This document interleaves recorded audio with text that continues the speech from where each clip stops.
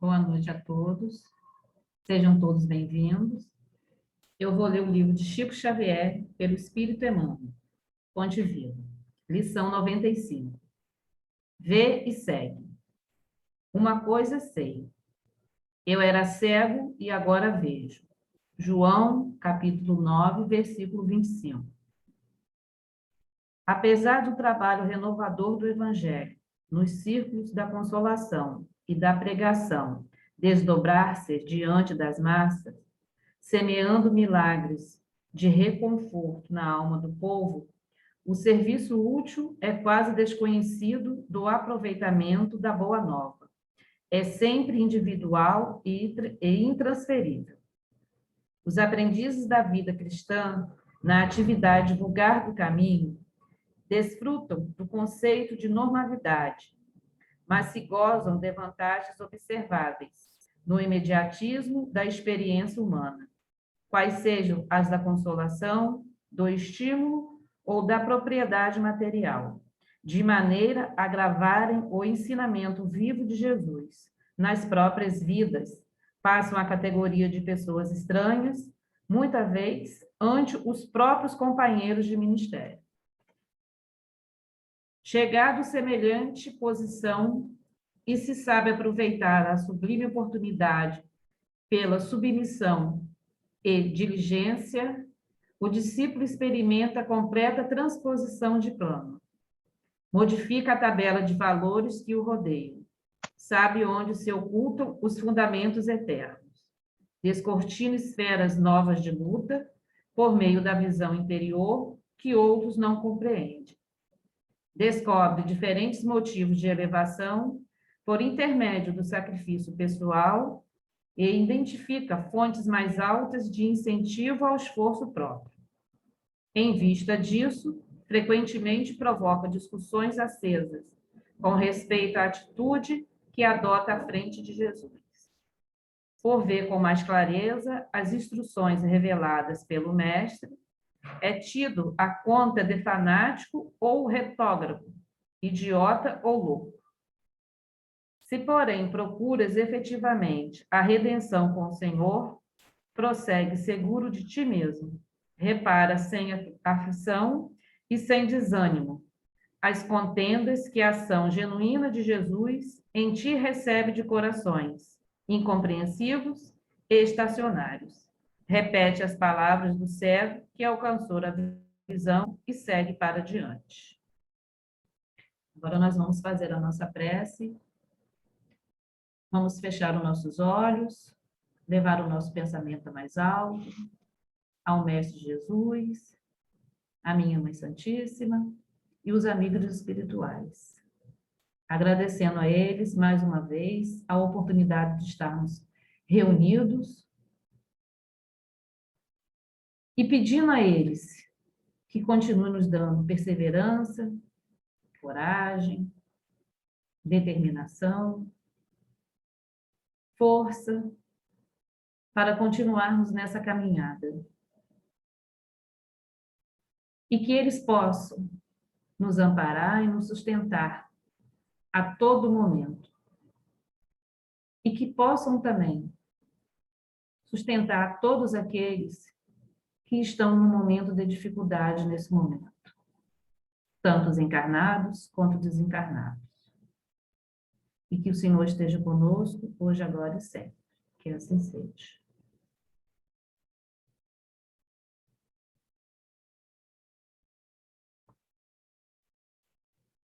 Agora nós vamos pedir aos médio-passistas, né,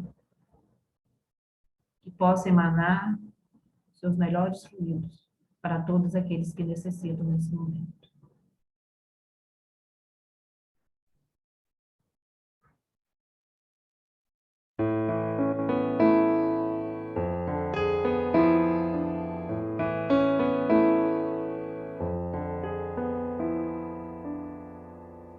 Se vier a duvidar do amor,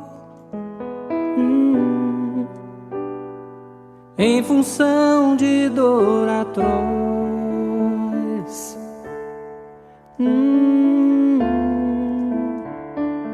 Lembre que existe em nós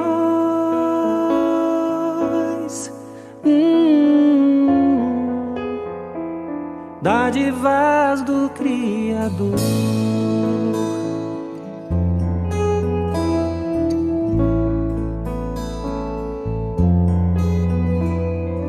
Olhe bem ao seu redor e verá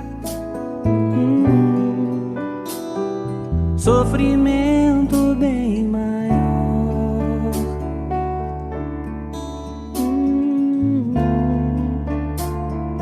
Todo irmão que estende a mão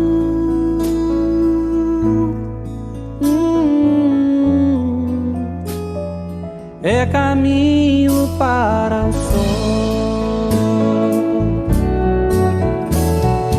Vai, abre a janela do seu coração, contempla o ventre da manhã gerando luz. Tão belas, mas amanhecer exige superar a escuridão.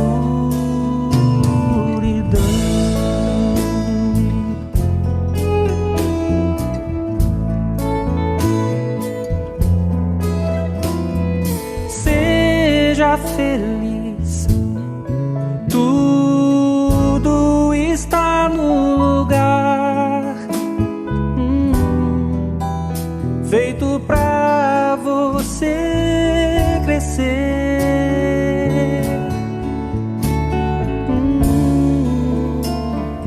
Nada aqui seja em vão.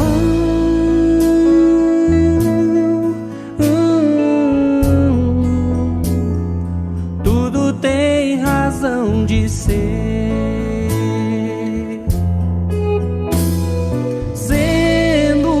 Assim, tenha coragem e fé, a alegria está por vir.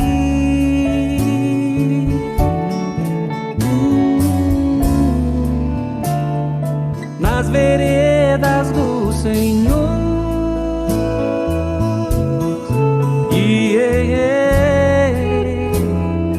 Mesmo a dor denota amor.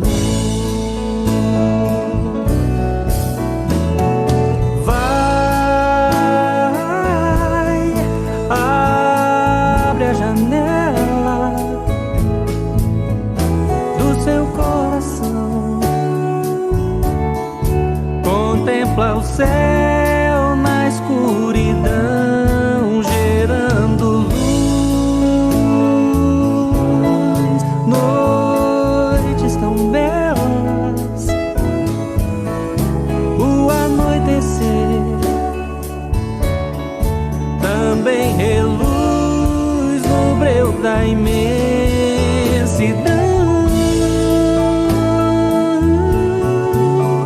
Abre a janela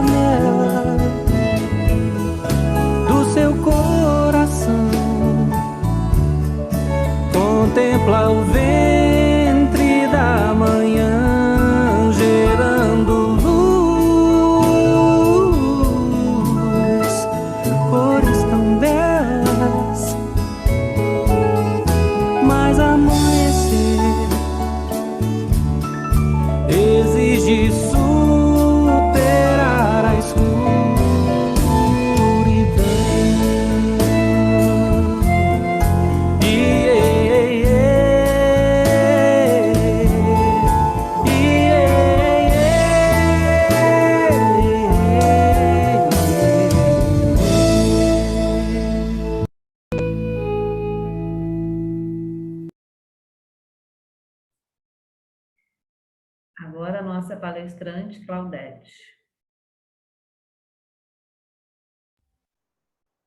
Boa noite, companheiros queridos. Como é bom estar vendo esses rostinhos, né? E me sentindo em casa, né? Me sentindo aí aconchegadinha com vocês. Bom, que preparação, hein? Nossa, era cego e agora vejo. Olha que responsabilidade, né? Emmanuel vem nos lembrar de que a gente já está, né, de olhos abertos, e é preciso valorizar e se posicionar frente à vida imortal, né, nessa postura de quem já teve a visão desvendada, né, pelo amor do Cristo. E a canção agora da irradiação, né? Linda, né? Linda, dádivas do Criador. Todos nós envolvidos em dádivas, em sementes de luz, em sementes de perfeição, as quais somos convocados a fazer brotar, né? A deixar aparecer. Mas, como nos diz lá Hércules Mota, né? Amanhecer exige superar a escuridão. E hoje a gente vai, então, buscar pensar sobre isso, né? Sobre esse nosso tempo na escuridão da cegueira, na escuridão da materialidade, né? E da nossa, vamos dizer, do nosso costume, né? Desse lugar, desse jeito de viver. E o desafio de hoje, que é de despertar, né? De parir essa nova vida, né? Essa vida mais verdadeira. Bom, eu queria mais uma vez assim, agradecer, parabenizando, né, a direção doutrinária da nossa casa. Nossa, temas maravilhosos, uma bibliografia que a parte mais difícil de eu montar a palestra é eu saber o que eu não vou usar diretamente, porque eu fico aqui embaraçada, né? Então, uma bibliografia riquíssima. Eu hoje tenho eu acompanhando elas, né? Joana de Ângeles, pela psicografia de Divaldo Franco, em alguns livros, e Hermanto de Força, também pela psicografia de Vanderlei de Oliveira. E tenho ainda o Evangelho segundo o Espiritismo, com algumas instruções dos Espíritos na lei de amor, né? Então, vamos lá, vamos começar com Joana, no livro Autodescobrimento, uma busca interior, que é o livro base do nosso tema de hoje. Bom, então o nosso tema do mês é a jovialidade e a maturidade, plenitude da alma, né? Nos levando a compreender que a jovialidade independe da idade material, né? Ela tem a ver com uma posição espiritual e que essa maturidade, ela é uma conquista, é uma construção do espírito, né? Então, a convocação desse mês é que a gente possa refletir a quantas andamos nós em termos de construção da jovialidade e construção da maturidade. E o tema de hoje é o amadurecimento psicológico. Vamos lá, então, pensar acerca disso. Então, o nosso texto base, como eu falei, é o do livro Autodescobrimento, uma busca interior, e é o último capítulo do livro, que tem por título Triunfo sobre o Ego. Então, a gente vai caminhar um pouco por ele. Joana vem nos dizer, nos falar da nossa infância psicológica. Esse capítulo se divide em 3 partes. E eu vou procurar encaminhar a palestra dessa forma, né? A infância psicológica, a conquista do si e a libertação pessoal. Então, acerca da infância psicológica, ela vem nos dizer que nós estamos ainda marcados pelo atavismo do nosso desenvolvimento enquanto espécie, né? Que a gente ainda está nesse momento muito egóico, né? O que significa um momento egóico? Um momento onde ainda há preponderância da matéria sobre o espírito, né? Então, o ego é aquela instância do nosso psiquismo que nos permite a conservação do corpo, a busca do suprimento das necessidades materiais. Então, ele tem uma importância bastante grande, né, na nossa construção. Mas a nossa meta não é o ego, a nossa meta é o self, a nossa meta é o espírito imortal que nós somos, habitantes de um corpo que precisa de um ego para conservá-lo, para as inter-relações, mas a verdade, a nossa conquista, né, o nosso chamamento é para a diluição desse ego no self, né? Que a gente possa confiar mais enquanto espírito imortal e filho de Deus, porque não somos filhos de Deus enquanto corpos materiais, somos filhos de Deus enquanto espíritos imortais. E Joana segue, então, colocando que o nosso desenvolvimento intelectual, ele não anda par e passo com o nosso desenvolvimento emocional, né? Com o nosso amadurecimento psicológico. Por quê? Porque, na verdade, o desenvolvimento intelectual e o crescimento físico, eles têm uma espontaneidade natural, né?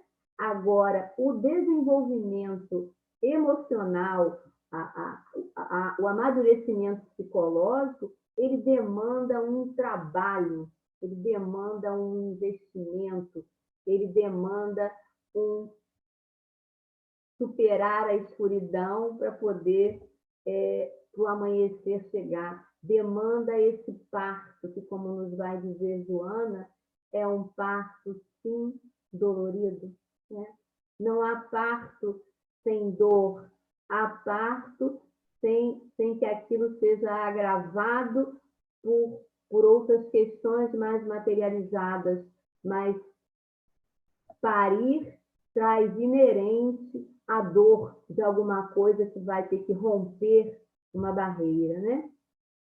Então, ela segue colocando que, além desses atavismos enquanto espécie, né, enquanto humanidade, nós ainda temos a nos cercar os atavismos e automatismos sociais, culturais, né? E como dizia lá a nossa página preparatória de Manuel, né? Quando a gente passa a enxergar, a gente se diferencia dos outros, não porque a gente ficou melhor, mas porque a gente está convocado a uma outra coisa, a qual todos estamos convocados, mas cada um aceita esse convite ao seu tempo, né? Conforme as suas possibilidades. Mas sempre, por um bom tempo, pelo menos, precisaremos entender que nós seremos numericamente minoria, mas o sal que tempera, ele é um pouquinho em todo o conjunto da comida, né, do alimento. E a luz, ela vence as trevas, né? Então, ela vem nos colocar que, estruturalmente, né, que enquanto a maneira como a gente nasce, né, como a gente chega a esse mundo, né, o nosso corpo, ele vem desprovido de autonomia, né? Justamente para nos colocar aos cuidados de alguém, né? O ser humano é a espécie que mais depende de um outro para sobreviver fisicamente, né? E claro que esse outro que nos cuida e que, né, as mães, os pais, nós, enquanto mães e pais, somos tão falíveis e tão imperfeitos como aquele ser que a gente recebe para criar, né? Então, nessas imperfeições mútuas que a gente vai descobrindo e construindo a própria identidade, que é única, que é singular, né? Então, é nas falhas uns dos outros que a gente vai crescendo, que a gente vai aparecendo, que a gente vai descobrindo recursos, as dádivas do Criador, com as quais a gente já veio suprido desde a nossa criação, né? Então, temos, sim, argumentos de sobrevivência, de crescimento espiritual. Mas essa vivência física de um desamparo, né, que é inerente à nossa condição, ela se eterniza em nós e a gente continua a se identificar com essa criança frágil, indefesa, dependente, de eterno. A gente continua acomodado, achando que alguém vai suprir isso, vai dar conta daquilo, e que as coisas que eu vivo, elas estão relativas ao outro, que não fez isso ou que não fez aquilo. E, na verdade, se isso pode ser coerente com um bebê indefeso, isso não diz respeito a gente enquanto espírito imortal. Então, quando a gente chega a alguma altura do desenvolvimento físico, né, é preciso tomar na própria mão o seu processo evolutivo e compreender que se chegou até ali, alguém cuidou, alguém ofereceu o recurso necessário para que eu tivesse sobrevivido e me tornado alguém hoje capaz de dar conta de mim fisicamente. E isso deve significar o novo passo do desafio, porque é assim, né? O nosso crescimento é infinito aos nossos olhos ainda, né? Há muito mais pela frente do que a gente tem para trás, né? Então, é preciso que a gente, identificado com esse espírito imortal, tome para si as rédeas da construção da própria vida, né? Aproveitando cada oportunidade. E ela vem dizer, então, que a gente eterniza, né, essa criança insegura, que se comporta caprichosamente, que quer justificar suas mágoas e agressividades, e que se a gente não chama para si essa responsabilidade, a gente continua a reagir frente ao mundo como uma criança indefesa, que não somos, que não somos. E ela diz, então, que é preciso revisitar essa criança e, de alguma maneira, cuidar dela, que a gente não foi suficientemente cuidado. Mas, na verdade, suficientemente cuidados todos fomos, porque aqui estamos, né? E ela vai dizer isso, né? Que é preciso reconhecer que a gente não é mais essa criança e que há um convite, então, para que a gente se desenvolva para além da questão material e objetiva, os aspectos psicológicos, né? E ela diz assim, é preciso direcionar bem o nosso esforço ao autodescobrimento. E esse autodescobrimento pode ser considerado um renascimento psicológico na reencarnação, cuja meta é desenvolver os valores ímplitos no espírito e reparar as opções que geraram provas e expiações vindas da passada experiência carnal. Então, como a gente dizia, crescer psicologicamente é comparável a um parto, né? É um renascimento na própria vida. E ela diz que o objetivo é que a gente desenvolva os valores que estão íncitos, que vêm no pacote do espírito imortal que nós somos.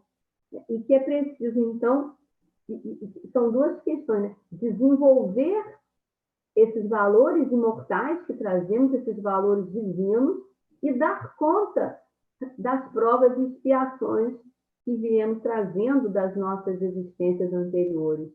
Então, por isso também, não temos um mundo onde os pais sejam mais perfeitos, como talvez a gente idealizasse, mas isso está apropriado exatamente ao nosso momento evolutivo. Pais e filhos são companheiros de caminhada que se programaram a voltarem juntos e, de alguma maneira, darem conta mutuamente das suas vidas. A gente sabe o quanto aqueles que cuidam se candidatam mais adiante a serem cuidados, né? Nessa própria existência, alternando nesse lugar, dando a todos a oportunidade do aprendizado do amor. E Joana segue dizendo, né, que essa é a grande meta, desenvolver a nossa capacidade de amar. E que quando pensarmos que não fomos suficientemente amados, que faltou isso e aquilo e tarará, que a gente lembre de Deus, do Pai maior, que nos criou por amor e para o amor, e que somos, sim, infinitamente amados, que as oportunidades que nos chegam são sempre carinhosamente preparadas, adequadas ao nosso momento evolutivo.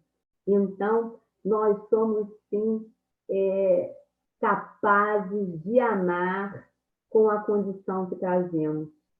Mas aí Joana vem propor que, na verdade, a gente pode inverter aquela colocação do Cristo, né? Quando ele diz amar a Deus sobre todas as coisas, ao próximo como a si mesmo. E ela diz assim, vamos pedagogicamente inverter e começar do alto amor para o amor ao próximo, chegando no amor a Deus. E ela vem dizer que sem alto amor, isso já é no outro livro, que é no livro Conflitos Existenciais, ou é nesse aqui?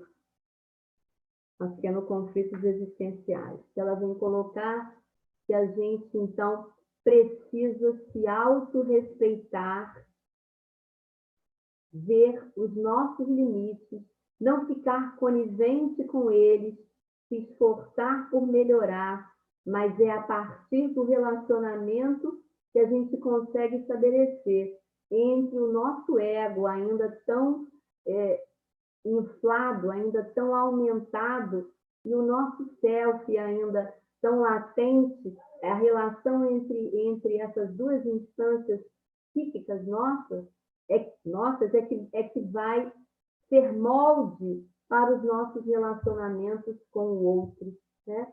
Então, eu vou ser capaz de amar esse próximo conforme eu desenvolva essa minha capacidade de auto-amor. Auto-amor não pelos meus caprichos, não pelas minhas questões objetivas, não pelas minhas vontades frágeis e caprichosas, né? Mas pelo ser imortal, divino, que habita em mim.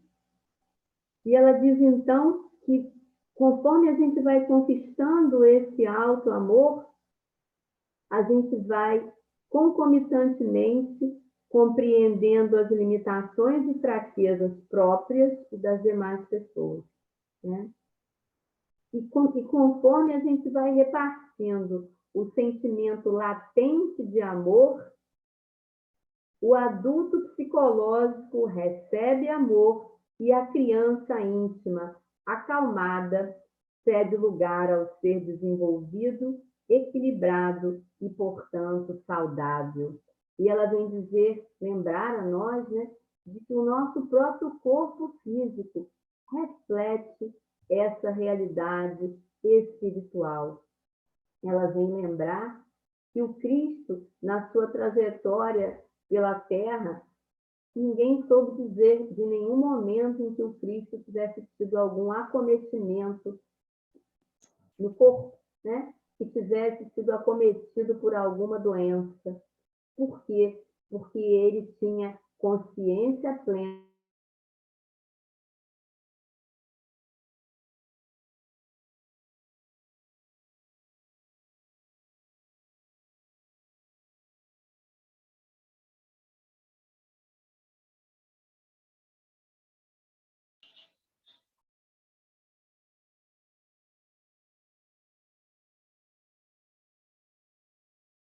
dos objetivos da existência física, que sem isso não há amadurecimento psicológico, né?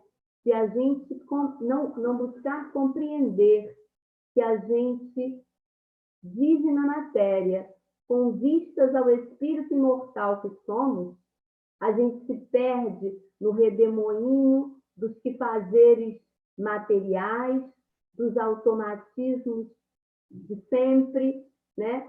No perfeccionismo que, se a gente deixar, a gente quer ir aos mínimos detalhes das coisas, fugindo muitas vezes dos propósitos maiores que aquela questão nos traz.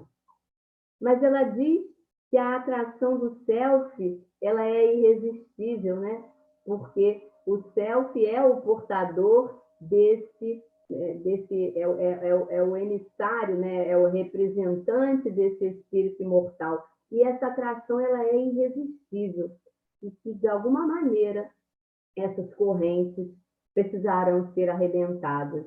E claro que quanto mais a gente se dispuser a fazer isso voluntariamente, por ampliação da consciência, por um trabalho próprio, é claro que isso será menos dolorido, né? Menos sofrido, porque eu própria já vou estar buscando compreender as experiências que eu vivo, não como castigos ou prêmios, porque não é disso que se trata, mas como instrumentos educativos.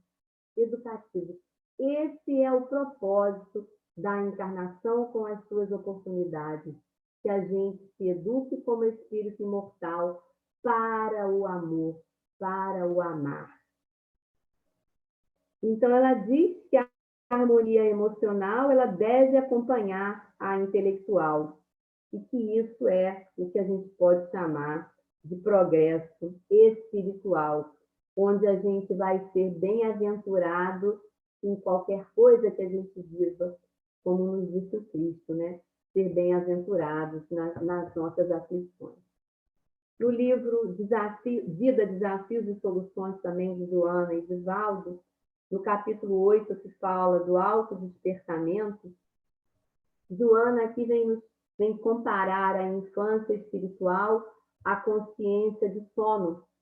E ela vem dizer que em vários aspectos do Evangelho e da vida em geral, a gente é convocado a pensar em despertar, em sair do sono, da letargia, da acomodação. E ela vem dizer, então, que a fase inicial, e a gente pode ver o bebê recém-nascido, ele dorme muito mais tempo do que depois a gente vai aprendendo, né? Isso no aspecto físico. E ele vai, aos poucos, ficando mais desperto e até que a gente possa dormir menos do que o tempo em que a gente está acordado fisicamente. E espiritualmente é a mesma coisa. É preciso que a gente vá despertando, saindo da letargia que nos constitui enquanto espíritos inferiores, ainda materializados. E ela diz assim: conscientizar-se do que é, do que necessita fazer, de como conseguir o êxito, constitui para o ser chamamento urgente. Aliás, o título do capítulo é Autodespertamento Inadiável. Joana fala o tempo inteiro que o tempo do despertamento, o tempo da evolução espiritual, o tempo do aprender a amar é chegado. Não há mais como adiar, como deixar para depois, sem que isso seja uma perda. Eu não vou dizer irreparável, porque nada é irreparável, né? Mas realmente uma perda bastante significativa, um aproveitamento bastante diminuído da oportunidade bendita que estamos tendo, né? E ela diz, é um chamamento urgente como contribuição valiosa para o empenho na inadiável tarefa da revolução íntima transformadora. Mas aí, Hermance de Faux vem nos dizer no livro como é que é o nome do livro? Prazer de Viver, de Hermance, no capítulo 4, ela vem nos dizer que a gente ainda acha que é possível fazer a reforma íntima pelo intelecto, mudando somente os pensamentos, enquanto a reforma, à luz do Espírito, é saber como se tornar senhor. Olha bem, a reforma à luz do Espírito é saber como se tornar senhor dos valores que dormitam em nossa intimidade desde a criação. Então, não há reforma íntima que a gente faça aqui, sem consultar o que a gente sente aqui. Não há como fazer de conta que a gente está melhor porque invernizou um pouco o comportamento. É preciso que a gente consulte intimamente o que a gente sente frente às oportunidades que a gente tem.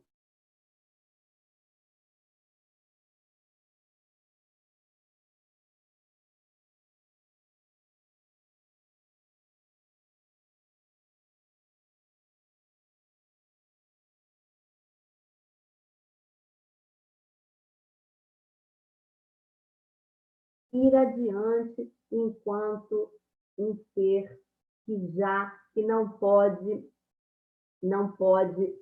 fazer de conta que não enxerga mais. E ela está aqui dizendo que a minha internet está instável, tá? Mas vamos em frente, né? Então, ela segue dizendo que despertar para a realidade nova da vida é como experimentar um parto interior profundo, libertador, dolorido, mas feliz. Bom, ela diz coisas muito lindas, falando que Jesus, então, como eu já dizia, né, ele o Evangelho de Jesus é um tratado de psicoterapia e deve ser relido com uma visão nova e profunda por todos, particularmente conforme vem ocorrendo com a psicologia e demais doutrinas do psiquismo. Refere-se inúmeras vezes ao estar dormindo, ao dormir, tanto quanto ao despertar. Então, o Evangelho é essa boa nova que vem nos convidar ao despertamento. Joana diz assim, quando está desperto, lúcido para os objetivos essenciais da existência, ergue-se o indivíduo e sai do meio dos outros que estão mortos para a realidade. Voltando, então, à nossa página inicial, né? Quando dizia lá, aquele que passa a enxergar, ele sai de um lugar de normalidade e ele passa a ter um outro comportamento. E sustentar este novo comportamento, este novo modus vivendi, quebrando os automatismos atávicos para desenvolver novos automatismos no bem, conforme o ser divino que somos, é um desafio, porque não é um empreendimento qualquer que a gente comece e termine, né? É um empreendimento que a gente começa e que a gente, primeiramente, tem que aprender a sustentar, a perseverar. E certamente, como nos diz Joana, Não será nos momentos em que tudo vai bem que a gente vai poder aferir a quantas andamos nós no nosso desenvolvimento, na nossa conquista do si. E aí entramos, então, nessa segunda parte, quando ela vem dizer, né? Todo o empenho humano para um correto amadurecimento psicológico objetiva a conquista do si, a harmonia do eu profundo em relação à sua realidade, a compreensão do divino e do humano nele existente, descobrindo a sua causalidade e entregando-se à fatalidade de forma consciente do processo de evolução que não cessa. Então, a conquista do si é esse desenvolvimento do self, é esse entendimento da parte espiritual inerente a todas as vivências que temos. Tudo o que a gente vive é uma convocação para que a gente aprenda enquanto espírito imortal. Então, a oportunidade na matéria, ela visa se adequar à nossa materialidade, à nossa inferioridade ainda, mas ela nos convoca simultaneamente a agirmos diferentemente, a nos posicionarmos de outra maneira.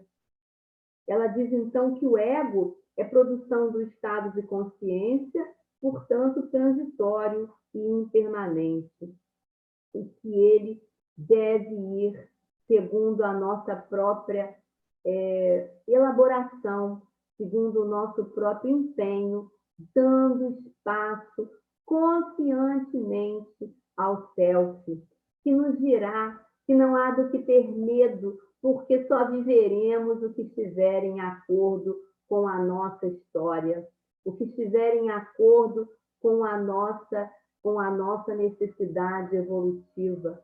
Então, que é preciso, sim, que cuidemos do corpo como instrumento do espírito, e não como alguma coisa que tenha início e fim em si mesmo. Não, ele é meio, não é início e não é fim.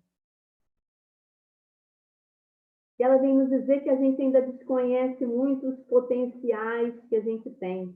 Então, a gente desacredita que a gente possa muito mais do que o que a gente efetivamente acha que pode. E ela diz assim, o ser humano é herdeiro da sua história antropológica, fixado nos atavismos das experiências vivenciadas durante as fases primevas do seu desenvolvimento. Então, a gente traz em nós essa história, a nossa história individual, dessa infância, que só pode ser desse jeito num mundo imperfeito como o nosso. É desse jeito que é possível, e enquanto espécie também a gente tem esses atavismos. Mas aí ela diz assim, mas ele é igualmente um ser psicológico, e isso implica em desdobrar todos os potenciais que possui em latência e arrebentar as amarras ancestrais, a fim de libertar o eu adormecido, escravizado aos instintos. Os instintos que nos ajudaram a sobreviver fisicamente para termos um corpo melhor elaborado, para servir de melhor templo ao espírito que precisa evoluir, mas não para que a gente se perca nele. E ela conclui essa parte dizendo assim, o si profundo, pleno, é semelhante, olha que coisa linda, é semelhante à transparência que o diamante alcança após toda a depuração transformadora que sofre no silêncio de sua sutilização molecular, libertando-se de toda a imperfeição interna por que passa e de toda a ganga que o reveste. Agora, para que o diamante chegue a essa transparência, ele passa pelo buril. O buril é aquilo que vai desbastar, que vai tirar as arestas, que vai tirar a ganga. E essa é a nossa convocação, para que a gente faça isso com a gente, que a gente se identifique com esse diamante ainda bruto, mas que depende do nosso esforço.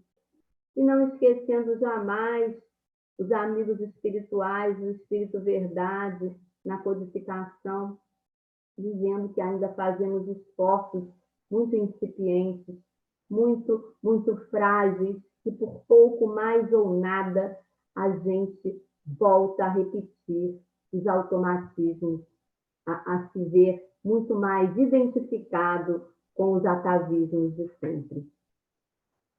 Ela diz que essa conquista do si é o imenso desafio da evolução dos seres. Joana não faz barato, né? E ela segue dizendo, então, o nosso terceiro aspecto de hoje, né? A libertação pessoal. E ela vai comparar essa libertação pessoal à nossa ampliação da capacidade de amar. Não o amar piegas que a gente, às vezes, quer compreender como amor, né? Mas esse amor maior, que busca cuidar daqueles que estejam aos nossos cuidados educativamente, não caprichosamente, né? Que esse investimento no outro seja um investimento na lei, seja um investimento no divino, seja um investimento na economia universal, de onde todos nos alimentamos, mas não um investimento pessoal que me dará lucros pessoais, né? Eu não posso fazer nada pelo outro na expectativa de que esse outro vá me retornar alguma coisa. Não é assim que funciona. Eu preciso fazer pelo outro, que assim como o meu corpo é instrumento de evolução para o meu espírito, o outro também é instrumento de evolução para o meu espírito. E eu preciso fazer porque eu tenho dívidas com a lei, com o Cristo, com o Pai maior, e o outro me dá a oportunidade de ressarcimento, de estar me quitando desses atavismos que eu trago e que ainda me amarram, que ainda me algemam, que ainda me impedem de viver esse diamante mais transparente que somos cada um de nós, né? E ela diz assim: ineludivelmente o ser na sua estrutura real é psiquismo puro, com imensos cabedais e possibilidades. A imersão no corpo gera-lhe apegos injustificáveis, como mecanismos de segurança, não obstante a transitoriedade dos implementos orgânicos. E ela vem dizer que esse apego injustificável a alguma coisa perecível, quando a gente tem um aspecto imortal para cuidar, isso nos faz tão frágeis frente aos processos de adoecimento, frente aos processos de perdas, entre aspas, porque não se perde nada que se tenha. Tudo o que se perde é porque não se tinha. O que a gente tem é o que a gente é. Isso é o que Joana vai dizer. A gente tem o que a gente é, não o que a gente acha que possui. E o corpo está incluso nisso. É um empréstimo. Então, por isso, toda a nossa dificuldade de nos vermos frente aos processos de adoecimento, frente aos processos de perdas materiais, frente aos processos de dificuldades relacionais e frente à morte física, que nada mais natural é do que a conclusão de um momento evolutivo. Já não é mais tempo da gente se ver tão contundido com todas essas coisas. Não é mais tempo. É preciso que a gente se desafie a sair disso que é natural. Ah, mas é natural que eu fique assim, assado, cozido e frito frente a essas realidades. Sim, é natural conforme o meu eu de ontem. Eu preciso buscar o natural conforme o meu devir psicológico, como diz o Ana. eu preciso buscar os modelos para adiante, não para trás. E ela segue colocando que essa proposta se ajusta à realidade do ser tridimensional que a codificação espírita propõe. A carne entra em contato com o mundo físico. O perispírito registra o mundo mental, extrasensorial. E o espírito sintoniza e se alimenta com a estrutura da realidade causal, onde se originou e para onde retornará. Que a gente precisa aproveitar a doutrina espírita, porque ela diz que ela sintetiza toda a proposta de evolução que o Cristo trouxe no seu Evangelho. E ela vem traduzir isso para nós de maneira muito mais compreensível, dizendo que ela traduz as várias visões psicológicas, que a gente, sim, tem um corpo, mas é um espírito. Não dá mais para a gente inverter essa colocação como se isso continuasse a ser natural. Ah, eu sou um corpo que tem um espírito. Não é mais possível, não é mais possível, não é mais adiável, né? E ela diz, então, que quando a gente toma para si esse desafio, nasce o homem pleno, que ruma para o infinito, imagem e semelhança de Deus. Bom, caminhando para a nossa conclusão, a gente vai trazer, ainda com Joana, quando ela fala que a gente precisa se esforçar para se equilibrar. Que essa busca do equilíbrio, ela já é o melhor que é possível por hora.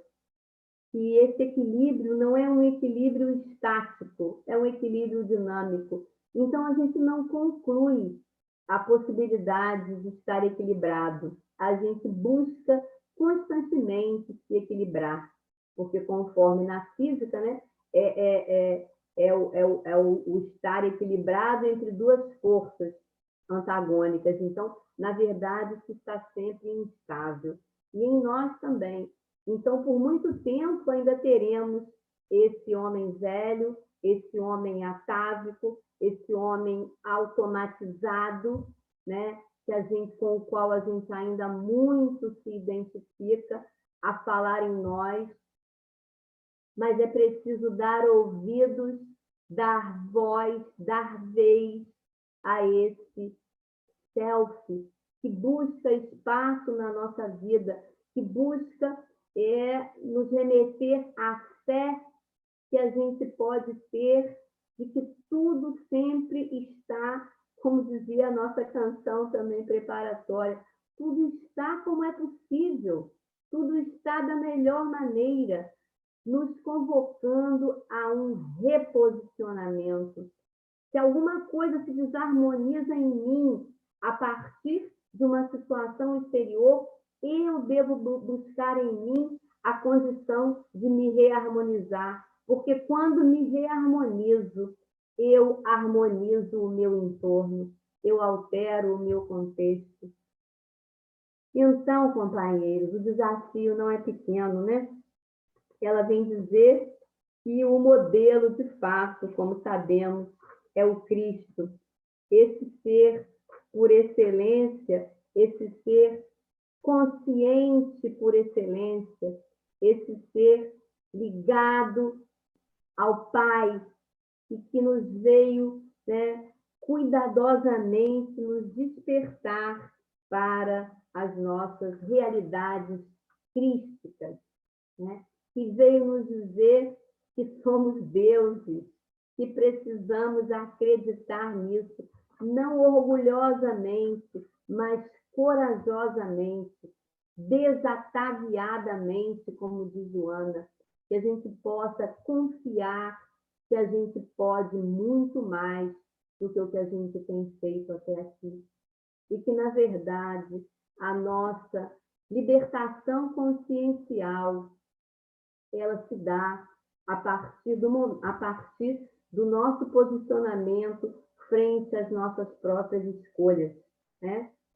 Então, o resultado que se alcança materialmente com os nossos investimentos, eles são contingenciados a muitas questões que não estão sob a nossa administração, elas estão sob a administração do Pai. Mas o que eu ofereço, eu já sou convocado a responder por isso, a compreender isso e a eu poder avaliar se eu estou fazendo o melhor que eu posso. Que Jesus possa, então, nos amparar nesse desafio de amadurecer psicologicamente, de aprender a amar incondicionalmente, de aprender a viver uns com os outros em paz. Que assim seja. Agora nós vamos à nossa prece final.